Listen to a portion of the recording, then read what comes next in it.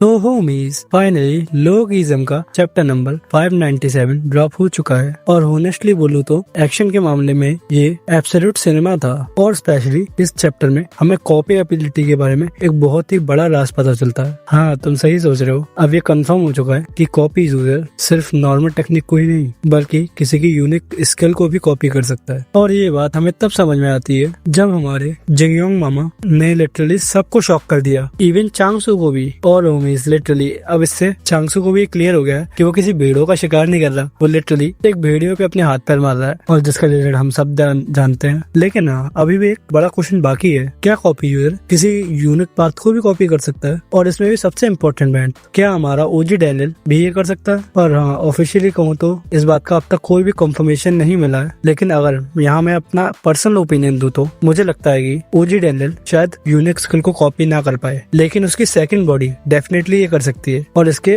Possible होने के chances भी काफी ज्यादा है क्योंकि वो एक परफेक्ट बॉडी है। खैर, तुम्हें क्या लगता है? तुम इसके बारे में कमेंट में बता सकते हो। और अब बात करते हैं उन लोगों की जो चैप्टर 596 के एंड के बाद बोल रहे थे कि डैनियल का ऑरा खत्म हो चुका है। तो भाई, चैप्टर 597 में डैनियल ने सबको दिखा दिया कि वो किसका स्टूडेंट है। और भाई, इस एक पैनल को देखकर लिटरली मुझे लगा कि गन ट्रेनिंग बाद में देता है, पहले ये कहता है कि ट्रेनिंग का रूल नंबर 1 है, never miss any chance of aura farming. Like तुम खुद ही देख सकते हो। लेकिन अब फोकस आता है चांगसू पर, और यहाँ पे प्लानिंग के मामले में इस बंदे ने फिर से प्रूव कर दिया कि जेम्स ली इसे इतना मानता क्यों है या इसकी इतनी रिस्पेक्ट क्यों होता है। पर इसकी प्लानिंग को देख के मेरे मन में एक सबसे बड़ा क्वेश्चन उठता है कि मेरा क्या एब्सोल्यूट सब बंदों का क्वेश्चन हुआ चैप्टर के एंड को देखकर कि क्या जिंगयोंग पार्क मर चुका है? क्योंकि चैप्टर के एंड में हमें यही दिखा था कि चांगसू जिंगयोंग पार्क के गले में एक डायरेक्ट नाइफ घुसा देता है। खैर, इसकी कंफर्मेशन नहीं है क्योंकि हमें दूसरी साइड से पैनल दिखाया हो सकता है कि जिंगयोंग ने उसे ब्लॉक कर दिया हो। लेकिन हाँ, अगर मैं यहाँ अपना पर्सनल ओपिनियन दूं तो ऑनेस्टली मुझे नहीं लगता कि चांगसू जिंगयोंग पार्क को इतनी इजीली खत्म कर सकता है, क्योंकि भाई वो बंदा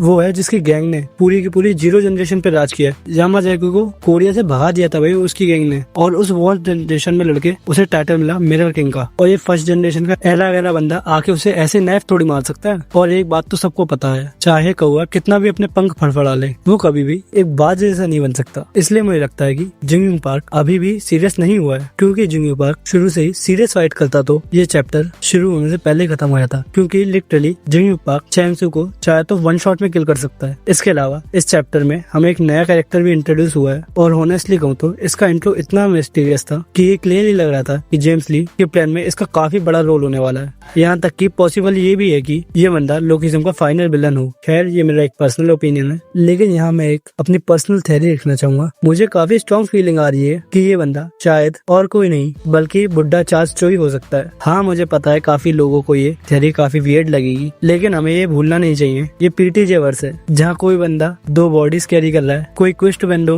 लेकर घूम रहा है, तो कोई एक्सपेरिमेंट के बेस पर ओवर पावर बन रहा है। तो होनेस्टली कहूँ तो पीटीजे सन से कुछ भी कर सकते हैं। वेल, तुम्हें क्या लगता है? तुम अपनी थ्योरी कमेंट कर सकते हो। इसके अलावा यही थी मेरी लोकिज्म के रीसेंट चैप्टर के ऊपर आए हुए कुछ क्वेश्चन और बातें। अगर तुम्हें वीडियो थोड़ी सी भी अच्छी लगी हो तो लाइक कर देना। इसके अलावा मिलते हैं पुरानी मानवा के न्यू चैप्टर के साथ, तब तक के लिए सायोनारा।